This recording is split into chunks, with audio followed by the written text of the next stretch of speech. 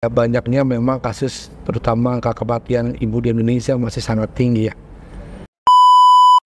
Preeklamsia sendiri ketika sudah berkembang, maka satu hal yang pasti adalah namanya perjalanan hamil pasti tidak semua berjalan mulus. Kamu saya aktif ya.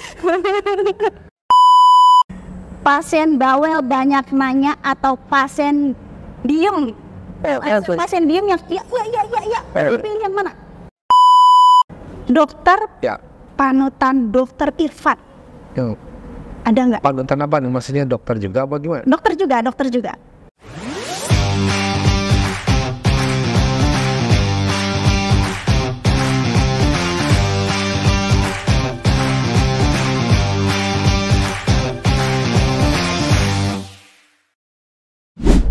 Assalamualaikum warahmatullahi wabarakatuh. Salam. Halo sahabat Medika. Kembali di Bincang Sehat dari Rumah Sakit Medika Dramaga bersama saya Nawang Astuti selaku bidan Rumah Sakit Medika Dramaga. Di sebelah saya ada Dr. Irfan Mulyana Mustafa, SPOG. Ya. Hai. Dokter. Ya, gimana? Kan dokter nih spesialis obgyn nih. Kepikiran dari mana sih ambil spesialis obgyn? Kayaknya mimpi kali ya. Urusin ibu-ibu gitu. Nah, jadi kalau cita-cita tentunya kayaknya sih hampir nggak ada ya kepikiran untuk tiba-tiba jadi seorang dokter bedah kandungan. Mungkin perjalanan kali ya, perjalanan hidup ketika cita-cita paling ya secara general banyak kan dulu kecil ya pasti pengen jadi dokter rata-rata ya. Tapi ketika kemudian memilih spesialistik, saat itu memang salah satu yang menjadi motivasi kuat sih memang ketika melihat ya banyaknya memang kasus, terutama angka kematian ibu di Indonesia masih sangat tinggi ya. Apalagi saat itu posisinya kita masih tugas waktu dokter umum PTT di daerah terpencil, daerah Kalimantan. Udah akhirnya banyak melihat seperti itu, makin challenge untuk bisa menjadi seorang SPOG. Ya alhamdulillah jalannya dimudahkan sehingga ada di sini di Bogor. Jauh ya dok ya perjalanan. Ya, aslinya bukan Bogor loh. Nyasar di Bogor. Yang sekarang hari ini kita akan bahas dok tentang preeklamsia pada kehamilan. Ya, dokter, apa sih penyebab preeklamsi dalam kehamilan? Ya, jadi sebelum ngomong preeklamsia tentunya kita harus bicara bahwa namanya perjalanan hamil pasti tidak semua berjalan mulus atau berjalan normal saja dalam terkait kondisi ibunya. Ya tadi disinggung sama bidan Nawang beberapa hal penyebab kematian ibu di Indonesia karena proses kehamilan persalinan yang paling tinggi adalah faktor perdarahan dan preeklamsia. Preeklamsia sendiri sebenarnya pengertiannya adalah komponennya adalah hipertensi atau tensi yang tinggi. Nah ini yang kadang-kadang sering sampai saat ini pun masih belum ada suatu alat yang bisa memprediksi bahwa ketika seorang ibu hamil nanti dalam perjalanannya akan jadi preeklamsia atau tidak. Preeklamsia itu kan komponennya seperti saya bilang tadi adalah hipertensi, artinya tensinya itu akan, tekanan darahnya akan naik. Tetapi karena awal perjalanan tensinya tekanan darah normal-normal saja, sehingga seringkali sulit diprediksi bahwa nanti akan berkembang jadi preeklamsia atau tidak. Nah, ketika kita mau ngomong preeklamsia ke depannya, tentu kita akan bicara faktor resiko. Ada beberapa hal yang mungkin bisa menjadi perhatian untuk para ibu hamil ketika punya faktor resiko, misalnya hamil pertama. Ketika ibu hamil dengan kondisi badan yang overweight, apalagi obesitas, kemudian hamil dengan riwayat kencing manis, atau mungkin kehamilan dengan riwayat sebelumnya preeklamsia, hamil kembar, itu beberapa hal yang memang menjadi faktor resiko untuk kemudian kehamilannya berkembang menjadi preeklamsia. Nah, tidak semua ibu hamil dengan kondisi tekanan darah tinggi akan berkembang menjadi preeklamsia. Ada beberapa istilah yang kita bagi dalam dunia kebidanan terkait hipertensi dalam kehamilan. Yang paling umum banyak terjadi adalah kasus hipertensi dalam kehamilan hipertensi gestasional. Itu bukan preeklamsia, memang tensinya naik, tapi dalam perjalanannya dia tidak berkembang jadi preeklamsia. Itu apa? Nanti ada pemeriksaan khusus selain hipertensi adalah cek air kencingnya untuk dilihat ada tidaknya kebocoran protein dalam air kencing. Nah, kalau sampai hasilnya positif, itulah baru sebagai karakteristik dari preeklamsia. Nah, kalau seandainya itu negatif, maka penanganannya tidak akan seberat ketika bicara preeklamsia atau sering kita istilahkan keracunan tensi. Ya mungkin gambaran awalnya seperti itu. Karena apa sih takutkan? Preeklamsia sendiri ketika sudah berkembang, maka satu hal yang pasti adalah tidak akan membaik selama masih hamil. Karena penyebabnya adalah karena kehamilan itu sendiri. Jadi obat atau penata laksanaan yang dilakukan tentunya adalah terkait dengan penanganan perjalanan untuk mengakhiri kehamilannya. Tetap semua itu akan dilihat dari usia kehamilan tentunya. Oke. Penyebab preeklamsi pada kehamilan selain yang tadi dokter sebutkan, ada overweight, ada riwayat kencing manis, apalagi dok? Ya itu kan faktor-faktor resiko. Sebenarnya kalau penyebab pasti sampai sekarang prosesnya adalah sebenarnya kita tidak bisa pastikan karena memang tidak bisa kita pilih mana yang paling dalam dunia preeklamsia. Yang paling penting adalah bagaimana satu mengenali faktor resiko sehingga akan dipilah nanti ibu hamil yang resiko rendah dengan resiko tinggi. Nah resiko tinggi nanti akan jadi perhatian khusus untuk kemudian kontrol hamil lebih intensif. Nah nanti yang kedua dipantau tentunya adalah mendeteksi sedini mungkin kemungkinan akan bangunnya di preeklamsia atau enggak. Preeklamsia itu sendiri kan memang baru muncul ketika usia kehamilannya di atas 5 bulan. Jadi ketika udah hamil masuk trimester 2, 5 bulan lebih lah ini ibu hamil yang sudah kita kelompokkan, kita screening masuk faktor resiko, ini akan jadi lebih intensif untuk kita lihat perkembangannya ada di preeklamsia atau tidak. Ya seperti saya bilang tadi, sampai sekarang ini belum ada hal yang untuk bisa memprediksi secara pasti. Ada memang salah satu alat kita lakukan USG Doppler untuk melihat kondisi gambaran dari pembuluh darahnya, tapi itu sekali lagi sebagai faktor prediktor untuk kemudian menjadi perhatian khusus terhadap ibu hamil yang punya hal-hal atau hasil pemeriksaannya seperti itu. Oke, kan banyak nih ibu hamil juga pasti bertanya, umur dok, masuk faktor resiko nggak sih? Ya, tadi kan ada salah satu faktor resikonya adalah pada hamil pertama. Jadi tentunya pada wanita hamil pertama dengan usia muda itu akan jadi salah satu faktor resiko untuk berkembang menjadi preeklamsia.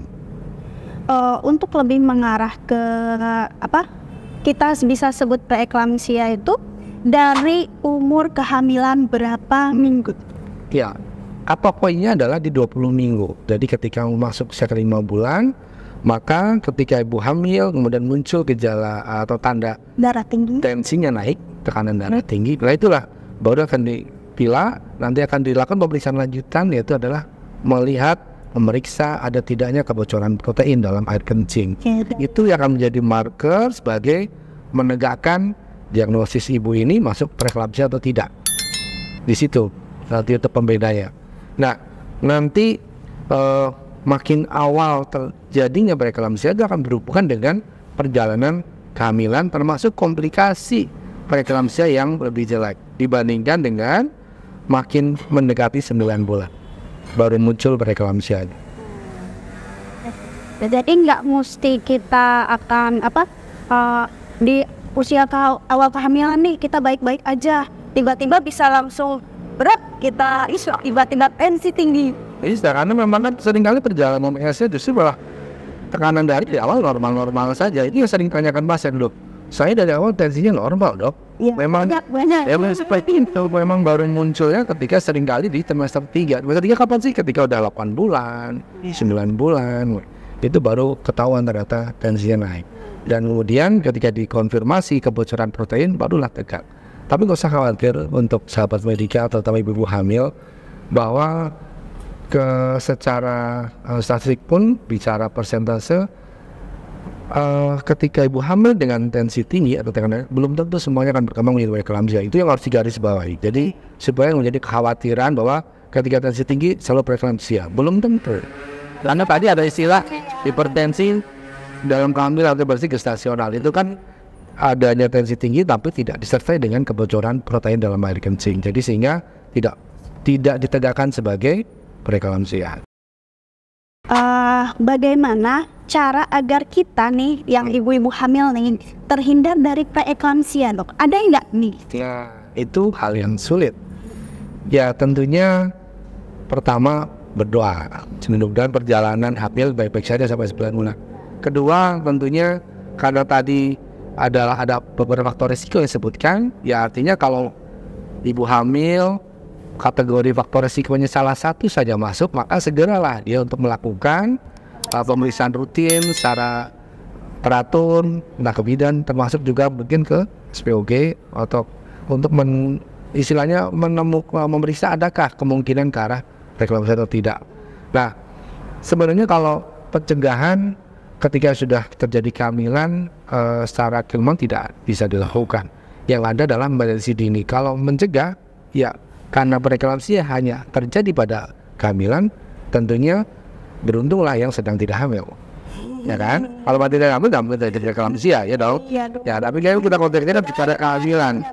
Jadi yang penting adalah mendeteksi sedini mungkin sehingga meminimalisir perburukan dari perjalanan preeklamsia sendiri. Apa sih yang takutkan? Tadi saya singgung kejang. Jadi kalau pernah melihat sahabat medika, tetangga, saudara sedang hamil tiba-tiba kejang, itu adalah seringkali ada sebagai perjalanan akhir dari komplikasi atau perburukan dari preeklamsia. Ya kalau udah kejang disebutnya eklamsia. Iya kan, soalnya ngelihat ibu-ibu lagi tidur tiba-tiba kejang itu lagi hamil, malah dipanggilin Pak Ustadz. Karena kiranya serupan. Seru banget ini bener-bener. Padahal si ibunya ternyata itu sedang dalam masa kejang ya dok. Ya, ada masa kritis, itu salah satu hal kegawatan sebagai perburukan dari perjalanan preeklamsia itu. Harus segera untuk dibawa ke rumah sakit atau fasilitas kesehatan. Ya. Oke. Dok, ini kan masalah preeklamsia ya. Ibu-ibu nih pasti ada yang nanya, kalau sudah misalkan didiagnosa dengan preeklamsia, bisa nggak sih dok lahir normal? Nah ini sering jadi pertanyaan ya. Jadi sebenarnya yang paling penting adalah bagaimana hasil konsultasi pemeriksaan lebih lanjut dengan dokter spesialis kandungannya. Jadi ketika sudah dinyatakan sebagai preeklamsia, tentunya bicara persalinan itu akan terkait dengan pertama usia kehamilan. Jadi usia kehamilan sudah cukup bulan atau belum, atau masih prematur. Yang kedua bicara kondisi bayi, taksiran berat bayinya berapa, artinya cukup di atas 2,5 kilo atau malah di bawahnya. Kemudian yang ketiga bicara juga kondisi bagaimana cederaan bayi dilihat dari ketuban, dilihat dari riwayat persalinannya, ini hamil pertama atau mungkin pernah dilihat operasi sebelumnya sesar misalnya. Nah kemudian yang dilihat adalah kondisi ibunya. Ada nggak sudah komplikasi atau perburukan dari kondisi ibu? Misalnya ternyata sudah muncul ke arah ibunya udah sesek karena ada gambaran penimbunan cairan di dalam paru-paru, atau mungkin bengkaknya udah berlebih seluruh tubuh, tensinya udah tinggi banget, atau bahkan artinya ada hal lain yang terkait dengan bahkan mungkin udah sampai kejang, itu tentu adalah kita butuhkan persalinan cepat. Yang persalinan cepat mungkin memang pilihannya operasi. Tapi jika kondisi ibu masih baik-baik saja, belum ada perburukan, kondisi bayi cukup bulan, 9 bulan, berat cukup, ini mungkin tidak ada riwayat persalinan operasi sebelumnya, maka pilihan atau opsi untuk persalinan normal masih ada. Salah satunya adalah lakukan induksi persalinan atau dikasih obat perangsang. Jadi jangan khawatir, paling penting adalah bagaimana komunikasi dengan dokter kandungannya. Jadi harus konsultasi dulu nih sebelum kepikiran yang lain-lain. Tetap pastikan dulu ke dokter kandungannya. Ya, betul. Dok, kalau misalkan ibu yang sebelumnya kehamilan dengan preeklamsia, sekarang hamil lagi, ada kemungkinan nggak sih dok untuk preeklamsia lagi? Ya, tadi kan bicara faktor resiko, salah satunya adalah riwayat kehamilan dengan preeklamsia. Jadi ketika sudah hamil yang sekarang terdiagnosis preeklamsia, maka itu akan jadi faktor resiko untuk berulang terjadi pada kehamilan berikutnya. Meskipun Sekali lagi namanya faktor resiko. Faktor resiko artinya belum tentu juga akan terjadi. Tapi paling tidak dengan adanya muncul faktor seperti itu, maka itu akan meningkatkan kewaspadaan si ibu saat sedang hamil berikutnya bahwa saya kemarin hamil dengan preeklamsia loh, apalagi dengan kejang, maka nanti akan butuh pemeriksaan yang lebih intensif, tidak hanya cukup pemeriksaan yang bersertifikat saja. Artinya untuk mendeteksi mudah-mudahan sih tidak berkembang jadi preeklamsia lagi, meskipun memang itu salah satu faktor resiko. Ya biar ibunya juga lebih aware ya dok. Aware dan lebih care lagi nanti dalam perjalanan kehamilan berikutnya. Gitu, udah Nawa? Apa namanya, untuk misalkan ibu-ibu nih, sahabat-sahabat Medika mau konsultasi ke dokter Irman di Rumah Sakit Medika Dramada, bisa lihat jadwal beliau di screen. Dok, kita ada challenge buat dokter nih. Siap. Apa? Harus dijawab dengan cepat. Cepat-cepat. Cepat-cepat. Oke. Oke. Dokter nih, tim yang bubur diaduk atau tidak diaduk? Diaduk dong. Oh, Diaduk. lebih senang menyapa atau disapa? Menyapa. Memeluk atau dipeluk? Kamu saya aktif ya. Pasien bawel banyak nanya atau pasien diem? Pasien diem yang iya. Pilih yang mana? Saya suka pasien darah banyak nanya. Berarti kritis. Berarti kalau kritis, dia tahu tentang kondisi kehamilannya dan dia juga berusaha mencari tahu seandainya ada masalah untuk bicara tentang jalan keluarnya. Oke. Ya. Pertanyaan berikutnya. Ya. Momen pasien paling berkesan yang selalu teringat sampai sekarang? Momen paling berkesan, apalagi saya dunia kebidanan ya, tentu ketika bicara kita dihadapkan dengan kondisi kegawat daruratan dan alhamdulillah, apalagi sudah mengancam jiwa, kita bisa nolong. Contoh, waktu itu pernah melakukan pasien bersesar, kemudian setelah operasi berjalan lancar, pasien sudah pindah ke ruangan, tapi kemudian terjadi perdarahan hebat sampai pasiennya shock. Akhirnya kita lakukan kembali operasi, kita sampai harus dilakukan pengangkatan rahim, dan kemudian dengan darah aja kalau nggak salah habis ada 8 kantong masuk ya, karena memang perdarahan hebat. Tapi hal yang bikin napas jadi kita bisa sedang melebar adalah pasca operasi, pasien masuk ICU hari pertama udah bangun, hari kedua udah bisa menyapa, tersenyum lebar, pulang selamat, kontrol. Itu adalah satu hal yang berkesan yang saya tidak bisa diukur dengan apapun, karena memang bicara penanganan gawat daruratan tentunya adalah bicara nanti bagaimana pada pelaksanaan yang memang harus cepat, tepat, tapi artinya tidak salah, ya kan? Itu pengalaman luar biasa. Sangat berkesan ya. Sampai 8 kantong loh transfusi. Dokter Ya. panutan dokter Irfan ada nggak? Panutan apa nih? Maksudnya dokter juga apa gimana? Dokter juga. Jadi bicaranya panutan jadi secara global. Secara global.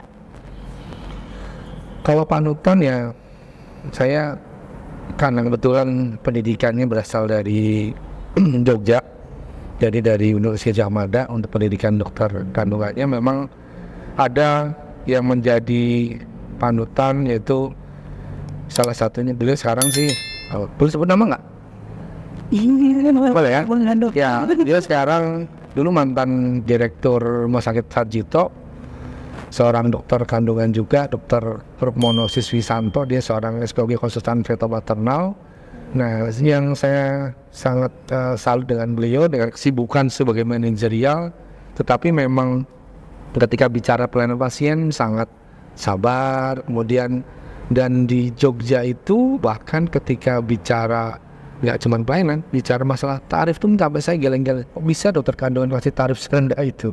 Jadi memang pengabdiannya termasuk yang luar biasa, dan itu yang memang kemudian jadi toladan ya. Selalu ingat bahwa artinya yang paling penting adalah bagaimana kata yang ingin jadi saya highlight atau garis bawahi adalah paling penting utamakan pelayanan pasien, apalagi bicara kedaruratan. Udah selamatin dulu apa yang kita bisa, semampu yang kita bisa, semampu yang rumah sakit tempat kita kerja bisa kita lakukan sebaik mungkin. Yang kedua, jangan pernah memaksakan diri untuk melakukan suatu tindakan atau pertolongan seandainya memang itu membahayakan kondisi pasien ibu dan bayi. Kemudian rumah sakit kita punya keterbatasan, karena kita kalau bicara emergensi ya. Karena kadang-kadang egoisme seorang dokter suka muncul ketika misalnya seharusnya ini dirujuk tapi kita paksakan dilakukan, akhirnya malah menimbulkan masalah pada misalnya bayi setelah dilahirkan jadi tidak maksimal, jadi kemudian malah tidak tertolong, atau kondisi ibu jadi memburuk padahal fasilitas kita nggak ada, yang mungkin secara saat itu masih bisa ada waktu untuk merujuk. Ya itulah hal-hal yang mungkin menjadi nilai positif yang bisa saya ambil. Oke. Masih ada pertanyaan? Ada lagi? Ada lagi. Oh masih banyak. Film terakhir yang dokter tonton? Film terakhir belum lama kemarin. Apa tuh? Bad Boys 2. Aduh, sama istri tercinta ya. Lagi ya, pertanyaan terakhir dong. Siap. Jika dokter nih nggak jadi dokter, jadi apa sih? Ya jadi kebetulan kalau memang nggak jadi dokter ya saya mungkin lebih baik support usaha istri ya. Jadi pelayan resto dan kafe. Tapi ada jual Pak Rosman. Nanti dokter jadi pelayanan. Kegiatan nanti kali ya. Planning. Udah berjalan. Udah berjalan. Udah. Oke. Tetap bantuin istri di resto. Hai sahabat Medika, jadi pada hari ini kita bisa dilihat background kita ada di mana. Jadi hari ini kita ngobrol bintang siapa dan awangnya ada di beberapa resto Dramaga, samping apotek Farman Dramaga. Jadi mungkin pada sahabat Medika, kebetulan yang memang ingin Yang mau ke rumah, nongki, atau mungkin acara keluarga, untuk sekedar untuk mungkin variasi menu makanan kita ada banyak tersaji di Belvaros Resto Dramaga. Alhamdulillah sejauh ini responnya positif, bisa kita lihat di ulasannya di Google Map. Oke, ditunggu kehadirannya sahabat Medika. Oke deh sahabat Medika semua. Bincang sehat kita hari ini cukup sampai di sini.